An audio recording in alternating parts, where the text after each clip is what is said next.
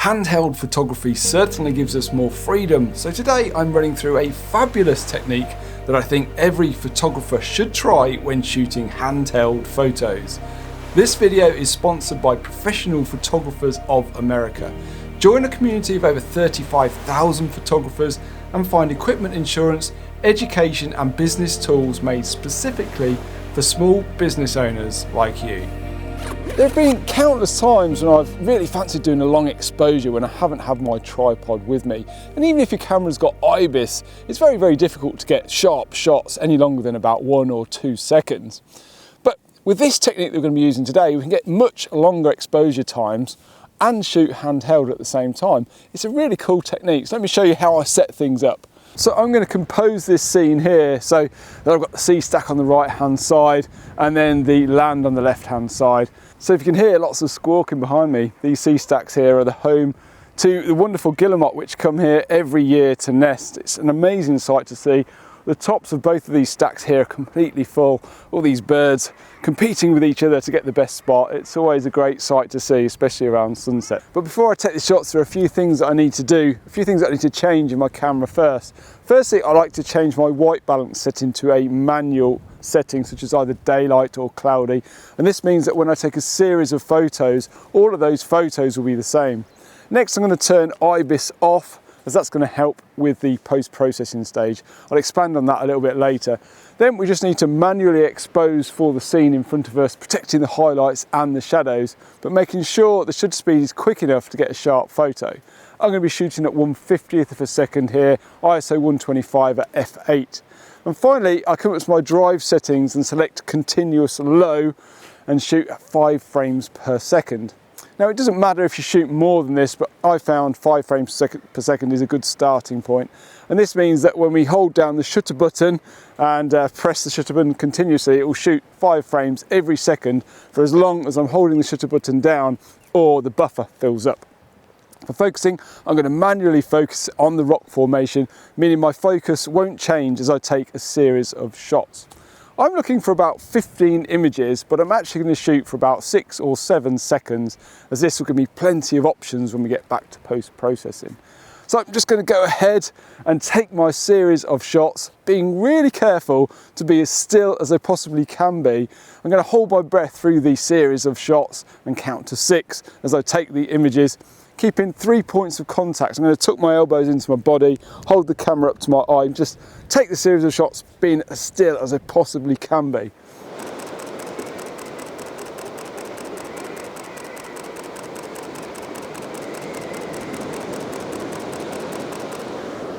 So there we go, that's all sorted. We've got our series of shots done. Let's head back to the computer and quickly post-process these images into a really cool long exposure shot.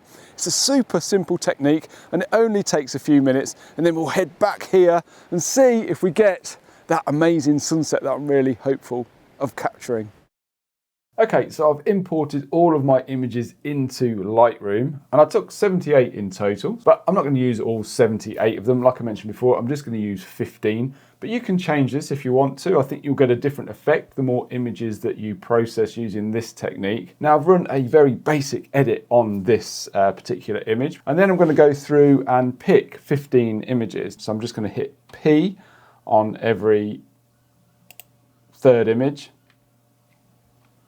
Okay, so I've got my 15 images all flagged now. So I'm just going to come up to, I'm going to go into library mode and come up to enable filters. And I've got flagged checked, filter by flagged only. So it's just going to show us our flagged images, which is really handy. Now, I've already edited that first one of the set. So what I'm going to do is highlight that first one, come up to the last one, hold shift and highlight all of them. And then I'm going to click on sync and make sure all of these are checked and click synchronize. And what that's going to do is that's going to synchronize my edit to all of those images, making all of those images exactly the same. And because you use manual settings, everything should be the same and consistent throughout all of those images, which is what we want. Now we've synchronized everything, the next step is to open these as layers in Photoshop. So while they're still highlighted, I'm going to right click, come up to edit in, and then open as layers in Photoshop. So the magic happens in Photoshop, but before we move on to that, let's hear a quick message from today's sponsor, PPA. So if you aren't new to this channel, you've probably heard me talk about the non-profit PPA and the unbeatable benefits that they offer. Today I want to highlight some of PPA's most crucial business and personal development resources, which are photo care insurance, data loss recovery, and online education. Once you join PPA, right off the bat you get up to $15,000 worth of equipment insurance included within your membership. Along with that, PPA has updated the policy so that you'll get full replacement coverage with a $350 flat deductible, or you can repair your equipment for a $50 flat deductible. Any two of those things will cost you more than the price of a membership alone, and that makes it more than worth it. PPA also has an indemnification trust that helps photographers with data loss, negligence and malpractice protection. So become a member and take advantage of a full replacement equipment insurance policy, plus the indemnification trust services and unparalleled education, all included in your membership for just $27.92 per month. Take a look at the link in the description and use the code for a special discount on your membership. Whether you're just starting out or you've been at this for a while, don't go it alone. Join a community of over 35,000 photographers who are already taking advantage of this great service. So a big thanks to PPA for continuing to support this channel. So let's get these images into Photoshop, as this is where it all comes together. As you can see, now all of those 15 images are in my layers section here. So what I'm going to do first of all, before we do anything else, is highlight all of them. So you can see the first layer is highlighted. Come down to the last one, hold shift, highlight all of those layers, come up to edit and auto align layers. I just leave it on the auto setting and click OK, and that's going to align all of those layers, because we were shooting handheld, there's going to be a little bit of movement between each of those shots, and Photoshop will do its magic and align all of those layers for us so they're all perfectly on top of each other. And this is why I don't use IBIS when I'm using this technique. The sensor's moving, you can get a warping effect, and it makes it very, very difficult for Photoshop to align those layers. So that's why I turn IBIS off and my lens stabilization off as well. It keeps everything on the same plane. Providing you don't move forward or backwards, adjusting your camera position forward or backwards, they should stitch and they should align very, very well. Now, as you can see, if I just reduce the size of this, you can just see the checker here. And that's basically how much the images have moved between the series of shots. So actually I did a fairly decent job of keeping as still as I possibly could. And as you can see, Photoshop's done a really good job of aligning these images, which is great. And we'll crop that out later when we take it back into Lightroom. So with all of these layers now aligned, I'm going to come up to Layer, come up to, where are we, Smart Objects, Convert to Smart Object. And that's going to convert those highlighted layers into a smart object for us. While that smart object layer is still highlighted, come back up to Layer, come up to Smart Objects again, and then, oops, where are we? And then go to Stack Mode, and then go to Mean. Okay, so that's done a really good job of smoothing this water out. We can see we've got this long exposure effect now. It's very, very calm today, so you can still see a little bit of a ripple on the water, but the overall effect is really good.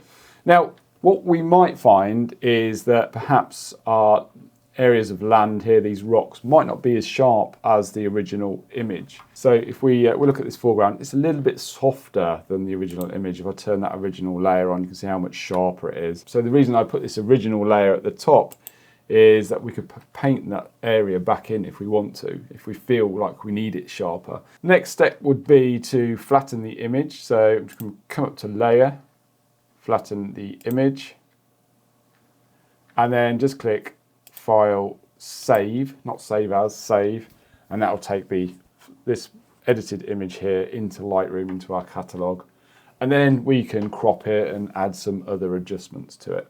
So here we go, here's our image, our TIFF file that we just edited in Photoshop. So now, we can just remove those edges there where we've got a little bit of movement. Get rid of that, that's fine. And then if we want to add saturation or whatever we want to do to the image, we can do, play around with it to our heart's content. So after I took this image, I quickly ran around the coast to this area up here in the background called Flintstone Bay, which is absolutely spectacular. A lovely location. And some cloud cover came over and I shot an absolutely beautiful sunset. It was absolutely spectacular. There was a break in the clouds between the clouds and the horizon. That light was just pouring through. It was slightly diffused by some haze as well, which meant I could get the shot in one shot. So please do join me back at the coast for an epic photograph, one that I'm really, really pleased with.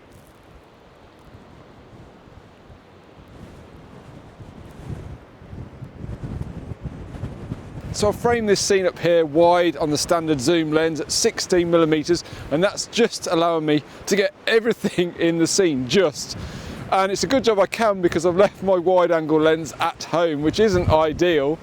It's on my desk. I could have done with those extra 3mm. However, I can get everything in, and I think the scene looks absolutely wonderful. We've got some really good detail in the cloud, and the sun is just poking beneath the cloud between the top of the cliffs and the cloud. There's like a slit, if you like, which is really cool.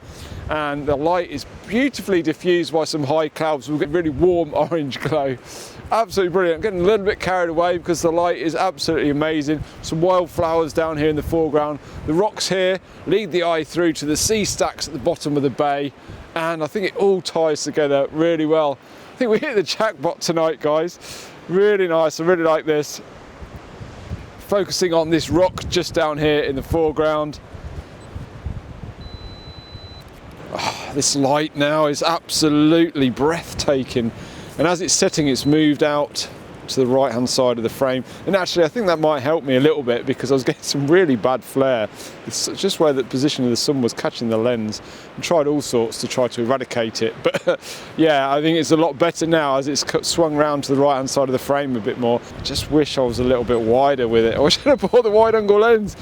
Can't believe I left it on the desk. Oh, this light is absolutely incredible, breathtaking. It's going to light the underside of these clouds up. Whew. Absolutely amazing, guys, absolutely amazing.